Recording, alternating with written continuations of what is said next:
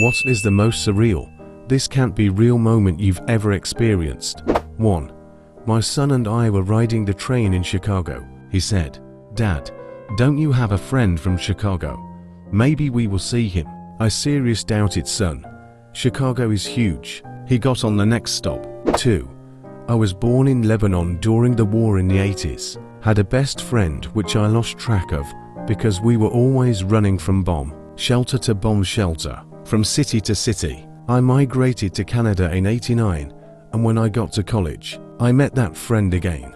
We were in the same college in the same city in Canada. I didn't recognize him, but he recognized me because my face never really changed. It was the perfect example of the world is too small. 3. Elephants wandering around just outside of my Midwest town. I figure they must have gotten out of a train car to walk around, but looking over and seeing 4 full-grown elephants was surreal. 4.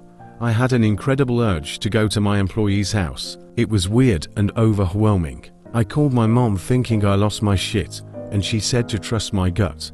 So I went. It felt weird. Who wants their boss showing up after hours? When I got to his house, I heard a faint help me coming from inside the house. I kicked the door in, went inside, and the dude had a stroke 24 to 48 hours prior to my arrival.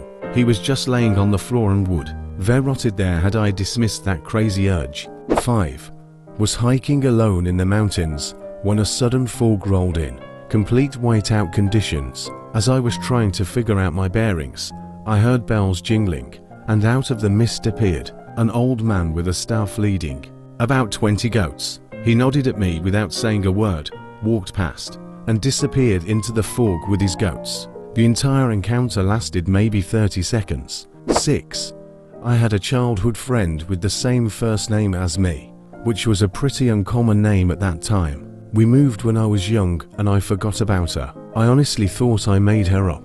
About 10 to 12 years later, after moving back to the same state and then just in a different county, I went to work at a restaurant with another server who had my name. We became friends and were reminiscing about our childhood. She told me a story of a young girl with her name that lived down the street from her. Turns out we had found each other again. After 10 years, after both of us forgetting about the other, we shouted enough about it that the manager came to tell us to be quiet, haha.